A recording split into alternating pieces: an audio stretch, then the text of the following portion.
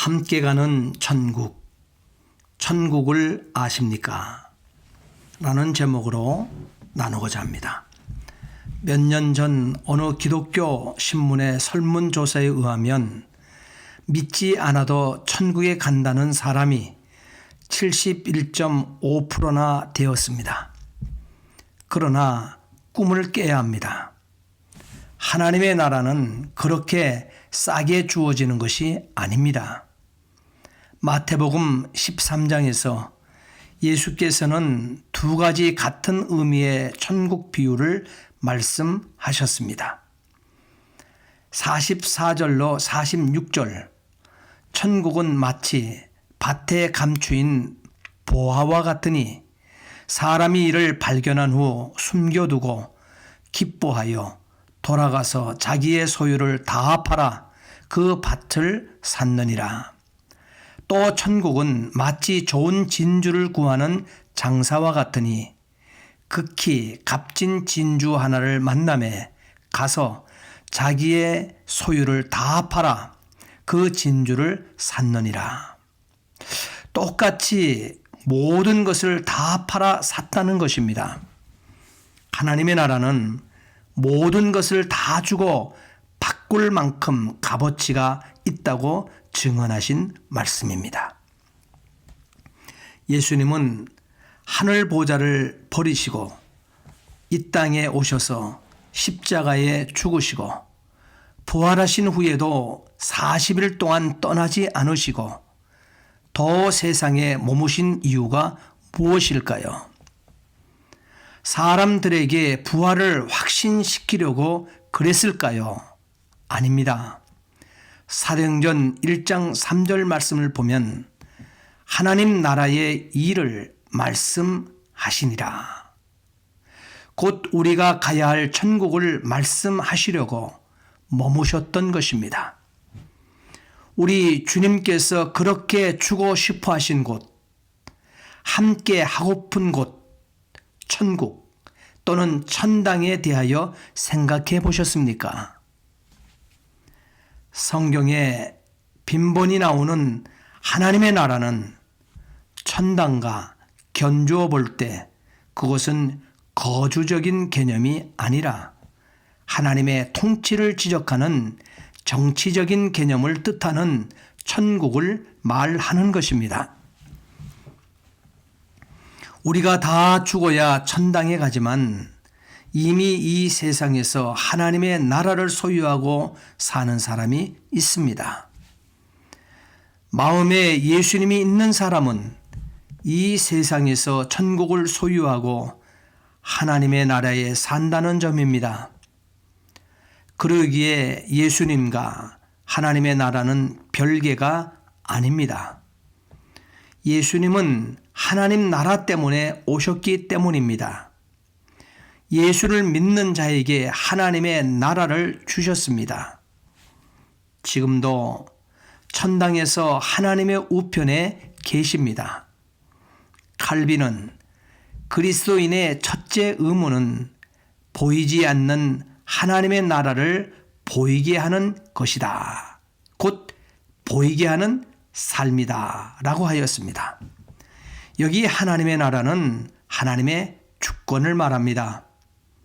하나님의 다스림과 영향력이며 하나님의 완전한 권위가 지배하는 것을 말합니다. 주기도문에서 나라의 임하옵시며 라는 대목이 있습니다.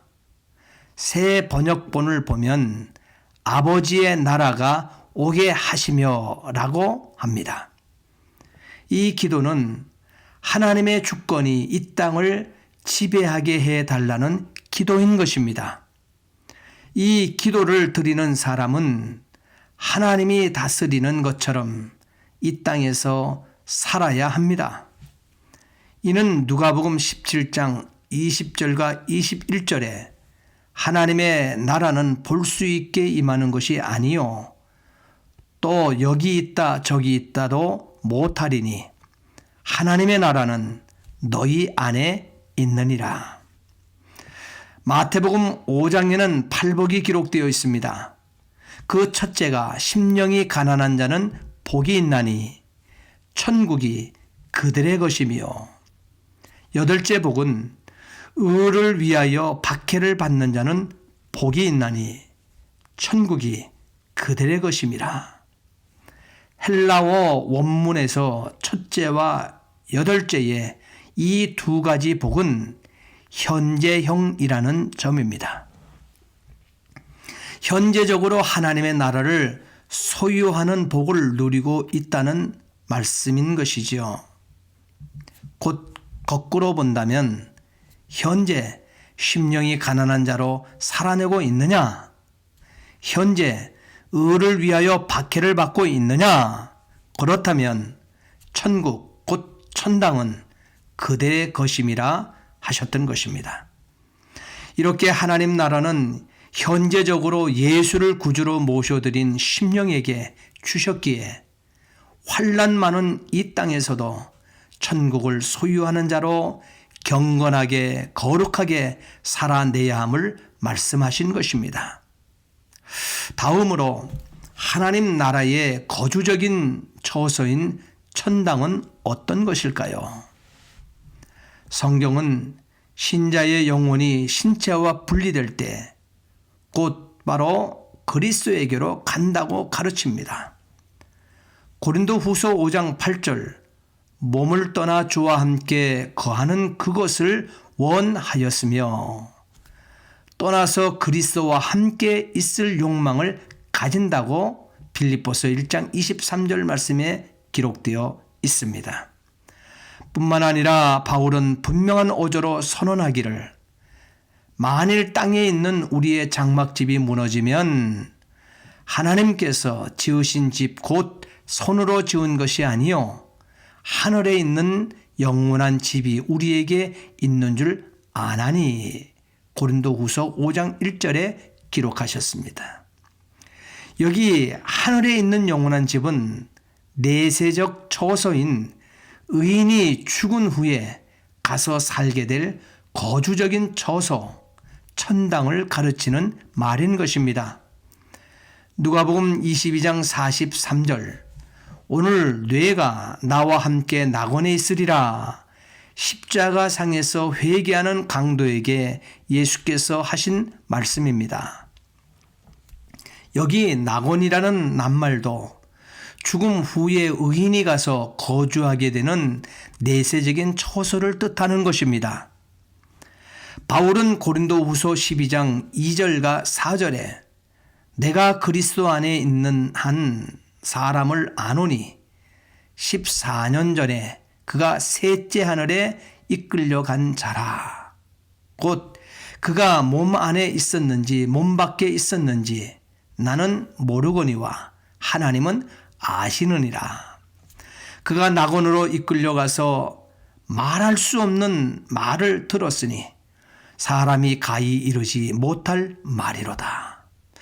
여기 셋째 하늘을 낙원이라 합니다. 웨스트민스터 신도개요 31장 1조와 소요리 문답 86문의 대답도 신자가 죽은 후 곧바로 천당으로 가는 것을 가르치고 있다는 점입니다. 천당은 죄악으로부터 절대적으로 분리되어 범죄자들은 전혀 들어가지 못하는 곳이라 하셨습니다. 요한계시록 21장 8절, 두려워하는 자, 곧 핍박으로 말미암아 신앙을 저버린 자들과 믿지 아니하는 자들과 흉악한 자들과 살인자들과 행음하는 자들과 술객들과 우상 숭배자들과 모든 거짓말하는 자들은 불과 유향으로 타는 못에 참여하리니 이것이 둘째 사망 곧 지옥이라. 베드로후서 3장 13절, 우리는 그의 약속대로 의에 거하는 곧 새 하늘과 새 땅을 바라보노라 하셨으며 그것은 완전한 곳이라 요한계시록 21장 27절에 말씀하셨습니다. 예수께서 이렇게 강력하게 우리에게 천국에 대한 말씀을 하셨던 것입니다. 천당에서 우리가 누리게 될 영생은 청결한 마음을 가지고 하나님을 보는 삶이라고 마태복음 5장 8절에 말씀하셨습니다.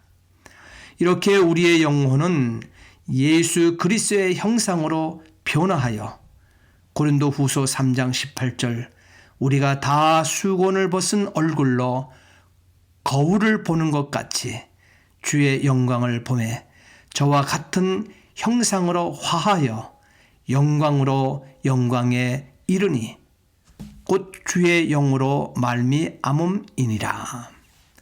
그러므로 그리스도인 된 우리는 예수님 앞에서 영광스러운 교회로 서서 에베소서 5장 27절 말씀처럼 티나 주름 잡힌 것이나 이런 것들이 없이 거룩하고 흠이 없게 되어 영생을 누리며 영원히 찬란하게 빛날 하나님께 영광을 돌리게 된다고 보장하신 것입니다. 요한계시록 21장 11절과 18절, 19절, 20절의 기록을 정확하게 남기셨던 것입니다. 예수를 믿는 목적은 구원 때문입니다. 지옥과 천국은 그 구원을 의미하고 상징하는 말씀입니다. 구원은 미래적인 동시에 현재적입니다. 하늘인 동시에 땅을 의미합니다. 영인 동시에 육입니다. 이것이 우리 기독교가 말하는 구원인 것입니다. 이제 주는 그리스도시요 살아계신 하나님의 아들이십니다 라는 신앙의 고백을 입이 아닌 삶으로 살아내요. 이 구원의 축복을 땅에서 하늘까지 지금부터 영원까지 그리고 영과 육의 풍성히 받고 사시기를 진심으로 부탁을 드립니다. 이기는 자는 이것들을 유업으로 얻으리라. 나는 저의 하나님이 되고 그는 내 아들이 되리라. 요한계시록 21장 7절 말씀.